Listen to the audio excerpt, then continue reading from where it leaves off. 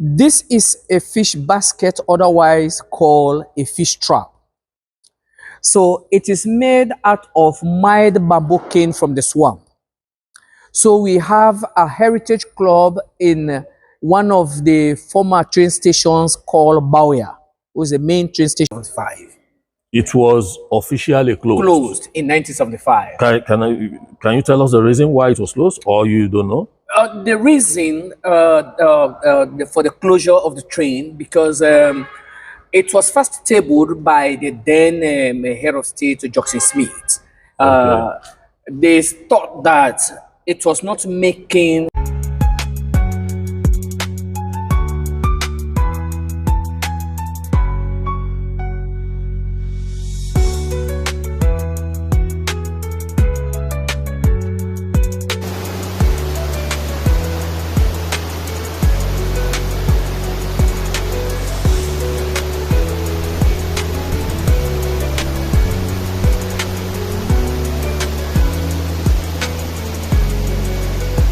I am with my boss here.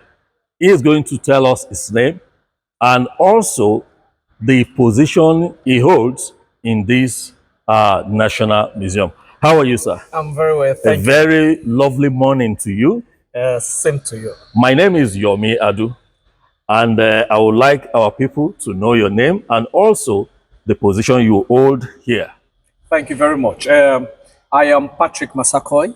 Okay. I am the Education and Outreach Officer of the Sierra Leone National Railway Museum.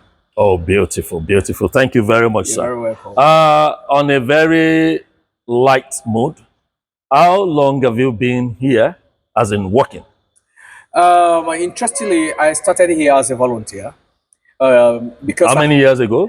That's about 5, 7, 8 years back.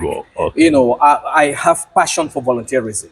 So the time I was invited to a function, so I came here, and that was my first time to see these relics. Surprisingly, you know, and I asked that what are the membership? How do you go about it? And I was told that you can volunteer. You know, I have this spirit of volunteerism for the Red Cross, humanitarian of the stuff, and also sharing my knowledge with other people. So I decided in order to be part of the Friends of the Railway Museum. Okay, if I may ask, sir, what volunteer work were you doing with the museum? The volunteer work has to do with sharing of knowledge, because I have got some little skills that I want to share them with people. Okay. And my background is communication. So when I came, I saw all of these things, and I say, okay, why can't we promote and profile, excuse me, so that people out there can know, you know, that we have this type of education and information or materials packed here. So I started volunteering, going to school with the education officer that was a year before. You know, going to schools, going to schools, to sensitize the young people with respect to our heritage school clubs that have to do with the railway.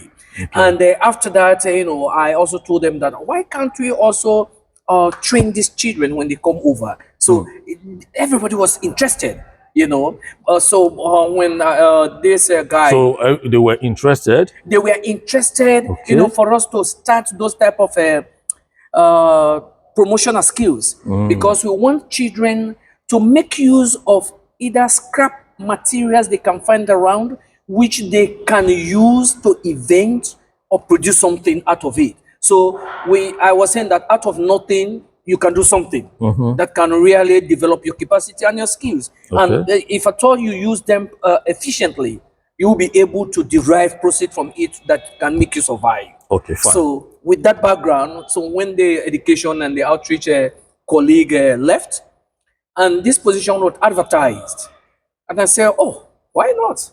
You know, so I went for it. And I was recruited about 4 months back.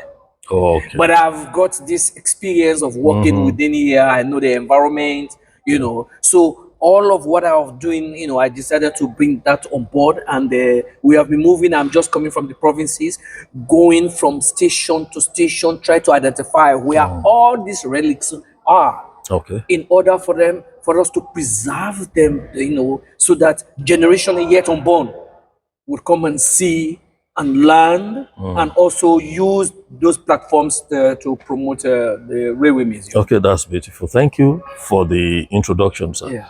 Then I have one or two questions to ask you. Thank you. Let me start like this. Is train still functioning in Sierra Leone? Yes. Passenger train? No passenger train. Okay. The passenger train was officially closed in 1975. It was officially closed. Closed in 1975. Can you tell us the reason why it was closed, or you don't know? The reason for the closure of the train, because it was first tabled by the then head of state, Jackson Smith. Uh, they thought that it was not making profit to the Enough. nation. Oh, okay. So that was why they stopped. They said, let them close it. So it was tabled. So the actual implementation was now done by our former president of blessed memory, Dr. Sheikh Stephen. He implemented now the closure of the railway. Of the railway. Yeah. Okay. Interestingly, during his handing over, he said the only thing he regretted was the closure, for him to implement the closure of the railway, because he has realized that the rails should have been maintained, because now look at other countries, and interestingly, railway was first established in Sierra Leone, Yeah. as far as West Africa is concerned.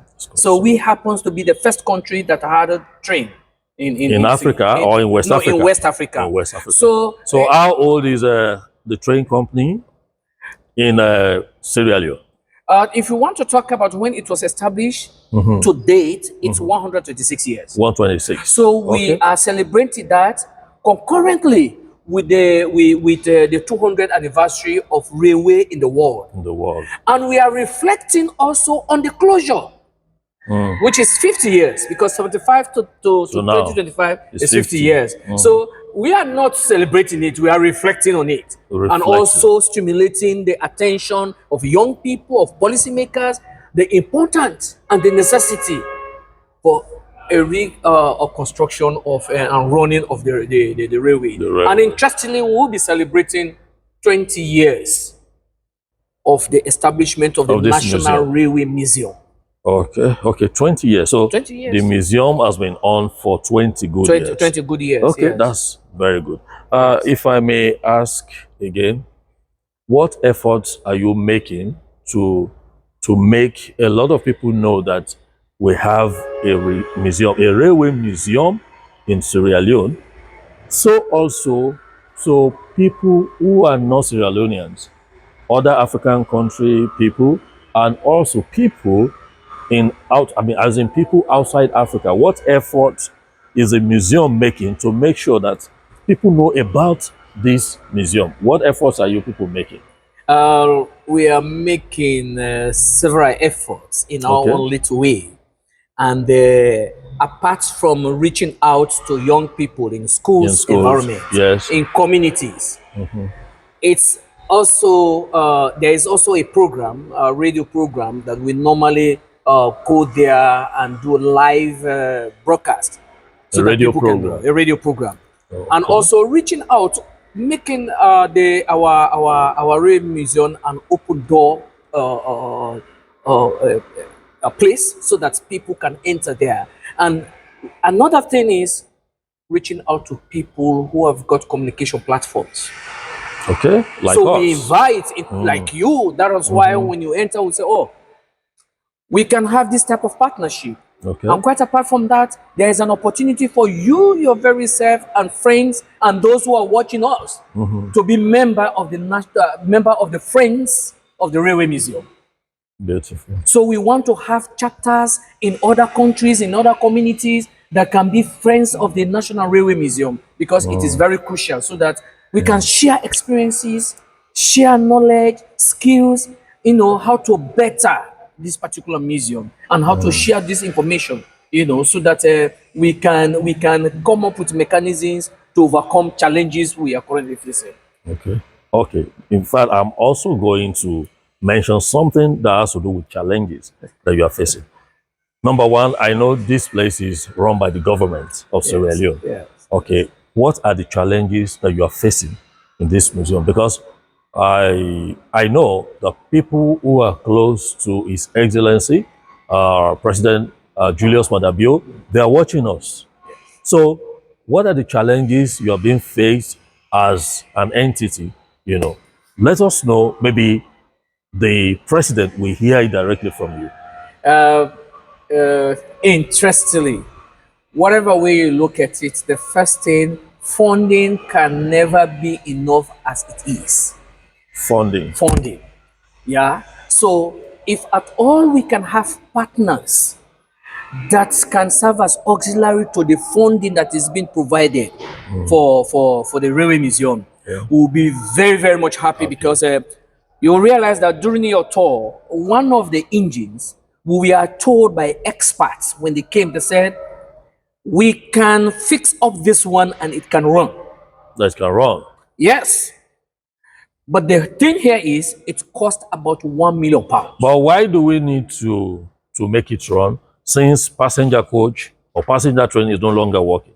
Thank you. If at all we've got funding, one, we can establish a place. We've got there is another big railway station in Bauia, and in fact within here we can do the rails where people can come on board, can get Okay, into the just coaches within here. within here. Then that will also attract the attention of policymakers to say, why not go now out of the museum and have and reconstruct the railway so that it can be taking people from Freetown or from Mivu Songo to other parts of the country.